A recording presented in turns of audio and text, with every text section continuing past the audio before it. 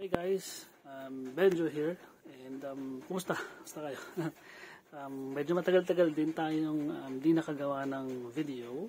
Ang daming ganap sa buhay, of course sa work, and may mga singit-singit na happenings na we have to kumbaga kailangan natin trabahuin. And speaking of that, quick update lang tayo, no. So kami ni Love, meron na kaming na-acquire na bahay, and ang twist kasi nito, yung na-acquire namin bahay, bale hindi namin yung bahay. Kumbaga yung panggagalingan ng family niya na bahay, doon kami lilipat or doon kami titira. Yan, when the time comes for us to settle down. And yun, speaking of settling down, yan, malapit-lapit na rin tayo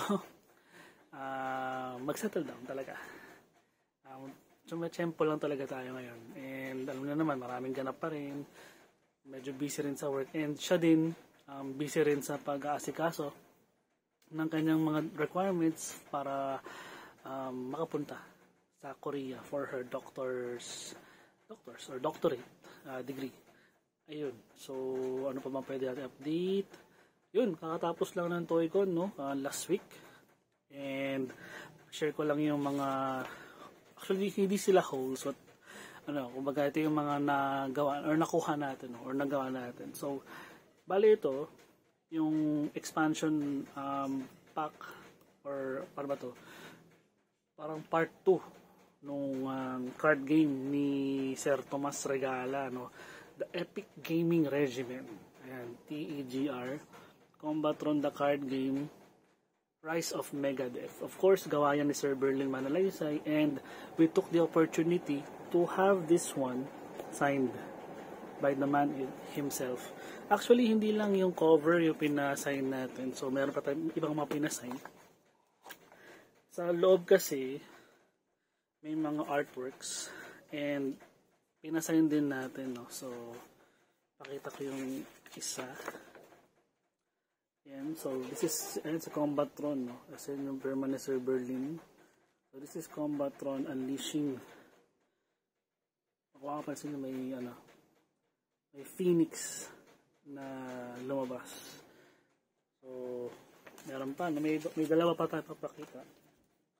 So this is another artwork, and this time this is Axel. Yeah, it's Axel. And ayun, yung sign ni Sir Berlin, no? Kitang-kita naman. And last, si Megadeth. And together with the, our heroes, and si Combatron here. I think this one is, ayun, daw sure kung ayoko magkamali. And then there's Axel here. Saralimutan ko. Yung heroine nila. And that's Megadeth right there. So, and then there's the sign. And not just that, but also ito pa. Ito naman, bali nabili natin to from Toysac. And last year ko pa itong nabili. Kaya lang, hindi ko lang natimingan si Sir Berlin doon sa booth ni Toysac. So, this year ko lang siya napasign. And kung mapapansin nyo, salyado pa rin. Hindi ko pa nabubuksan hanggang ngayon. So, maybe in the later videos, magkaroon tayo ng time to unbox this and, have a little paikot. Inspired by Sir Jean Paul Pineda. Nananalo pala sa, unboxing video ng Funko Fanatic Philippines. So, congratulations, sir. Corner Crew represent. So congrats, sir, and happy birthday nung June 16. Happy birthday, sir. Ayan. So ang gagawin lang natin, una share ko lang din yung mga experiences natin ng TOEICon. So day 1 tayo pumunta, and pumila tayo ng maaga kasi alam naman natin, pagka maaga ka sa TOEICon, mas mauuna ka sa mga exclusives. And as far as I'm concerned, no, yung mga nabili natin doon is eto, pakita ko na lang. Nandito yung iba, tapos yung iba kasi dinala natin sa Batangas. So yung mga dinala natin sa Batangas is yung mga bagong pops ni Sir Rin Barrera. Yung Love na medyo snowy, yung hoodie. And then si Four Eyes na ibang kulay ng hoodie. Tapos meron pa tayong nandito sa dali lang. Yun. So ito, nandito siya. So, ito yung isang na-acquire natin. Si Lubu na limited edition na 500 pieces. And then of course exclusive Mind Style 15 years. And then kung makapansin niyo yung pop, may dugo dun sa pinaka-pop mismo. I'm not sure why, pero kung papakita natin yung kasama niya, si Cao Cao na again limited edition 500 pieces. And yun, may blood din sa pinaka-pop niya. And I'm not sure why, pero kung babalikan natin na Chinese history natin, nagkaroon silang dalawa ng laban. I think it's the Battle of Shappi. Ang nangyari doon, doon tumakas si Lubu, and then na-corner siya ng forces ni Cao Cao, and eventually Lubu was executed. And then ang maganda pang nangyari doon, na-encounter ni Cao Cao si Zhang Liao na eventually naging Wei officer din. So, ayun. So, ano pang papakita natin? Ito pa po.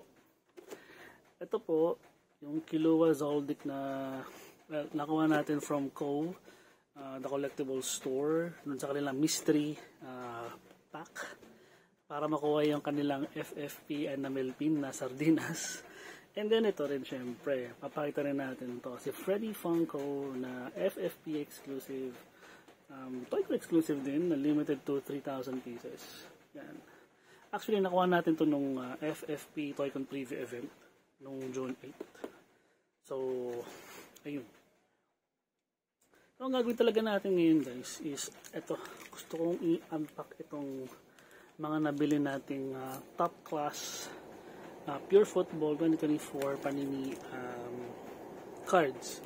And ewan ko lang kung kakayanin ng time natin, pero what I will do is when I unpack one pack, mag-share ako ng something about dun sa player or kung ano man yung makukuha natin sa cards. Tungkol sa card. Ayan. So, mag-unpack na tayo ng isa. Oo. And nga pala, 8 cards yung nasa isang pack. So bali ito yung mga nakuha natin ngayon, and I'm seeing good cards here. Very interesting cards. Gaganda ng mga graphics pala nito. Oh, okay. Okay, so parang back to back pala to. Okay. So I'm not sure kung limited lang dito sa mga clubs na to nasa taas. So we have Arsenal, Manchester City, FC Barcelona, Real Madrid, Bayern München, tsaka FC Internazionale Milano. Then national teams naman dito sa baba, England, France, Germany, Italy, Spain, and the US. Pero I'm not sure kung limited lang dito. Kasi baka mayroong iba. No? So, we just unpack one of our packs, and ito yung una nating nakuhang card, no? Si Alejandro Balde. Diba? Hindi siya napofocus. Sa akin nakafocus. Ayan, so Alejandro Balde, he plays for Barcelona, and maniwala kayo, he plays for Spain. Then we have a new sensation card, Kolo Muani, plays for France, and he wears number 12. He's a left winger and he currently plays for PSG. According sa card na to. May codex pala ako. Madaya. Then we'll have an electric card. Si Benjamin Henrichs. Yan. Of course, he plays for Germany and he's a right back. Kahit sa medyo, for me personally, medyo maliit siya for a right back. So, yun. And this one, US Brendan Aronson. And scored 8 goals so far nung kinuha yung photo na to. And he appeared for 36 times for the USA. Oh, syempre di natin makakalimutan to. A winner card, Olivier Giroud. And he plays for France. Yan. And he used to play for Milan, he played for Chelsea also. Ayun, medyo nakakatakot na kalaban to. Arsenal din pala. Yun, huwag natin kakalimutan. And who would forget this guy? Kevin De Bruyne. Plays for Manchester City. Kita naman, nasa card mismo. Kita rin naman sa uniform, sa kit. And you know, he used to play for Chelsea and for Wolfsburg in Germany. And si Pedri, no? Ito, FC Barcelona player, also plays for Spain. And meron tayong Funko Pop ni Pedri. Hindi ko pa siya na-feature. Pero, yun, basta meron tayo. Kompleto natin yung set ng Barcelona. And we're hoping na Real Madrid will also release their own Funkos. And then this one, Marcus Thuram. I'm not sure kung related kay Lilian Thuram. Yeah, but para silang taga-France so possible no, related sila sa isa't isa. So yun, that's our first pack. So far okay naman yung nabubunot natin, and we still have 4 packs to go. So let's unpack the next one. Pag may doubles, pwede kong ibigay or ibenta. Ayan, so meron pa tayo dito. So we have 1, 2, 3, 4, 5, 6, 7, 8. Uy! So first card natin for our second pack is Bukayo Saka. He plays for England and of course for Arsenal. And yun, the next one is Ricardo Pepi. Plays for the US of A. He's a forward, and he lives in El Paso, Texas. So yung mga nakakaalala ko sa sino yung taga El Paso, Texas din, it's of course si Latino Heat, Eddie Guerrero, alright? Then this one, Jeremy Pino, plays for Spain, and he's from Las Palmas. He's a right winger according to this card. Pasensya na, may codex tayo. May Magic Mix card tayo. So a Magic Mix card features 2 players, of course. So we have Yamal on the top, and we have Gavi, no, sa baba. Both play for Barcelona. And then this guy, Ferran Torres, he used to play for City, but now he plays for Barcelona. Of course, he plays for the Spanish national team, and he wears number 7. This guy, Manuel Akanji, who is a max power card. He plays for Manchester City, and this guy is very smart. I mean, ask him any math problem, solve niya agad. Mental. Sana all. And then this guy, Jamal Musiala, who is an unbeatable card. He plays for Germany, pero pwede rin siyang maglaro for England. He's also eligible to be an England player. And he is currently playing for Bayern Munich, or Bayern München. And of course, this guy, Andreas Christensen. Before siya naglaro sa Barcelona, he played for Chelsea. And he is a center back. Ayan. So that's our second. Meron pa tayong 3 packs to go. Pasensya na po, nagpapawisan kasi wala tayong electric fan. Alam na naman, pag may electric fan tayo, mas naririnig yung electric fan compared sa voice natin. So we just unpacked our third. And I am looking, meron tayong same guy, but different photo. So, ayusin ko lang before ko pakita sa inyo. Ayun, so our first card for this third pack is John Stones, who plays for Manchester City, and he plays for the England national team. He's a center back. Yeah. and he's from Barnsley. Ito guys, isa sa mga favorite characters, favorite players ko ngayon, si Jorginho. He plays for Italy, and he used to play for Chelsea. Now he plays for Arsenal. And this guy is meron siyang dugong Brazilian despite of him playing for Italy. Yeah, naging eligible siya for playing na makapag-play sa Italy kasi meron siya kamag-anak na Italian, which is yung lolo niya. Yan. And a winner card, si Pedri ulit. So marami na tayo na-share about Pedri kanina, no? And currently, wala pa siya nag-score na goals. Pero he already appeared 18 times for the Spanish national team. Uy! Mastercard. Ganito. Rainbow. Kita na ba yung effect ng rainbow sa Mastercard? And so, ayun, pala, may rainbow pala nakalagay. Ano ba yan? This is Unai Simon. Goalkeeper, of course, and he has 37 appearances for the Spanish team, and currently he is playing for, correct me if I'm wrong, Real Madrid. Dalawa lang naman daw yun eh. It's either Barcelona or Real Madrid, pero ngayon ay parang binibreak nila yung tradition. And speaking of breaking the tradition, this guy, Phil Foden, who used to be a ball boy for Manchester City, now he plays with the ball for England and Manchester City. He wears number 47.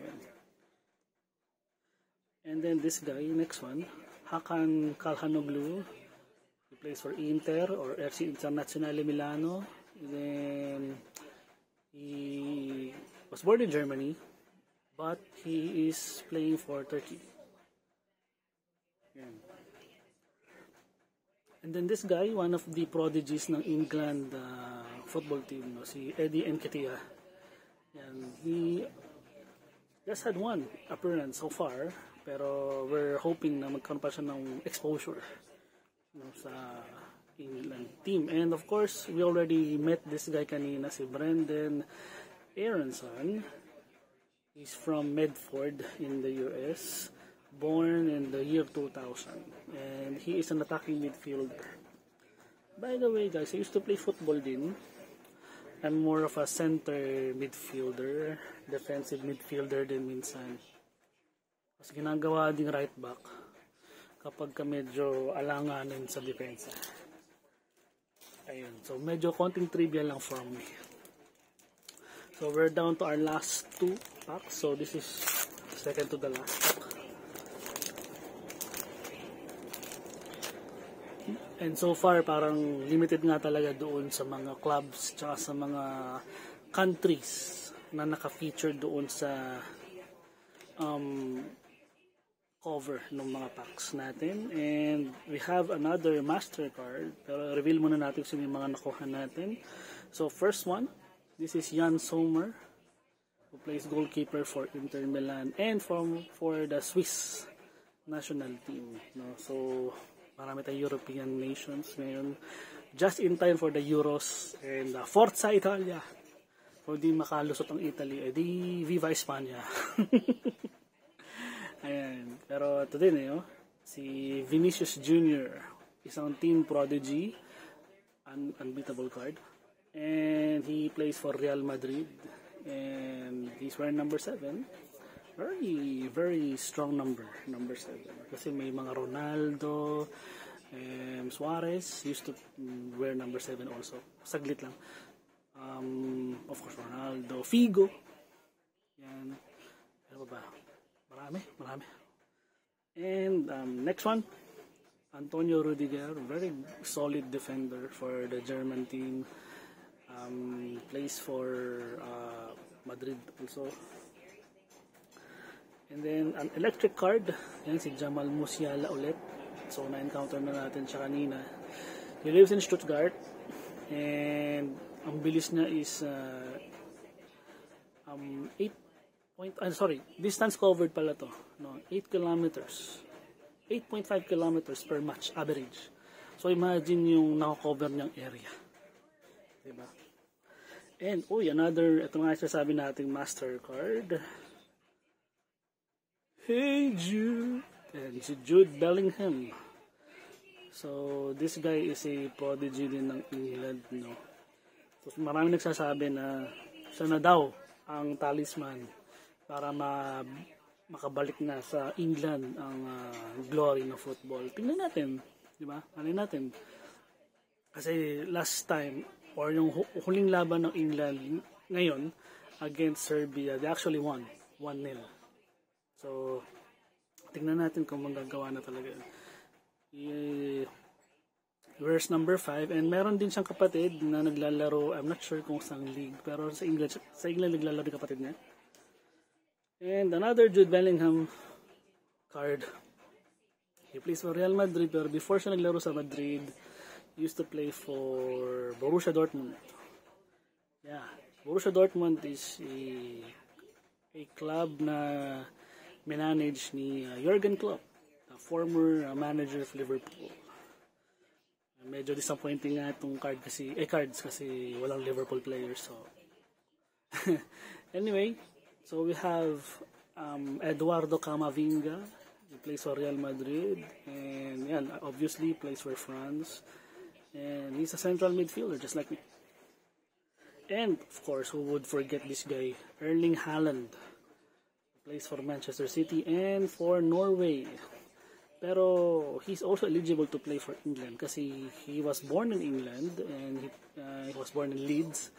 And another trivia, yung tatay niya used to play for Manchester City, and kung di ako nakakamali, yun yung player na natackle ni Roy Keane. So di ko makakalimutan yun kasi I used to be a Manchester United supporter, and habang pinapanood yung mga former matches, ay mga dating matches ng United, nakita ko yun. Ang sama ng tackle, ang sama. Parang nakaka-end nga ng career yung nangyari.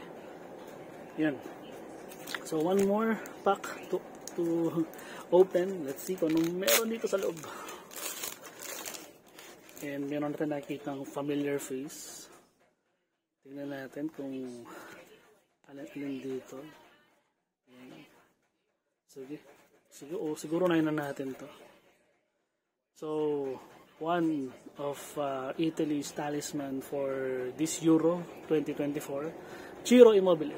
He used to, or rather, he's currently playing in Napoli, and of course, he's playing for the Italian national team. 57 appearances for them, and he scored 17 goals so far. Yeah, so that's Ciro Immobile. And then next one, Jonas Hoffmann, German player, have 23 appearances and 4 goals here. Yan. Jonas Hoffmann. Ito, Matthias de Ligt, isa sa mga solid defenders din ng Bayern München to. 4 goals so far for the club, and then very solid center back. Julian Alvarez. Julian Alvarez, this guy is a favorite na kapartner ni Lionel Messi sa Argentina national team. He plays for Manchester City, ay kitang-kita naman. And Julian Alvarez is considered as parang successor, pero I don't think that's the case so far kasi habang nandyan si Messi, sa kanya pa rin spotlight. Yun. Mike Maignan, Max Power, goalkeeper for France. Ang taas niya, 191 centimeters. And appeared 12 times for the French national team. And of course, wala pang goal so far. And si Phil Foden, na-encounter na natin siya kanina. Although this is a MasterCard, so yun, maganda lang ng MasterCard, no? He has 9.8 million followers in the social media. So, tingnan nila kung ano yung mga pinapopost nito. Ito, si Federico Valverde, an electric card. Plays for Real Madrid, and he plays for Uruguay. Sorry. Ayun, and medyo kalapit lang niya si Jude sa average distance covered per match. So, si Jude kanina is 8.5. At siya naman 8.2. And of course, last but not the least, masterclass, Kevin De Bruyne plays for Belgium. Yeah, medyo di lang maganda yung unang match ng Belgium ngayon. So, sorry na agad. And he plays for Manchester City, sa Wolfsburg, Chelsea, Werder Bremen, and of course, sa Belgium, sa KRC Genk. Or Genk, for sure. So, ayun lang guys. Ito na sila lahat. So, wala tayong mga doubles. Pero, ayun. Kung may mga interested dun sa mga pinakita kong cards kanina, let me know. And let's talk about it. So, yun. And until then, thanks for watching. And I hope you enjoyed the video. And I hope you enjoyed the unpacking. Pasensya na ako nagpapawis tayo kasi nga wala tayong electric fan. Kasi nga mas naririnig yung hangin compared sa boses ko. And ayun lang guys. Thank you.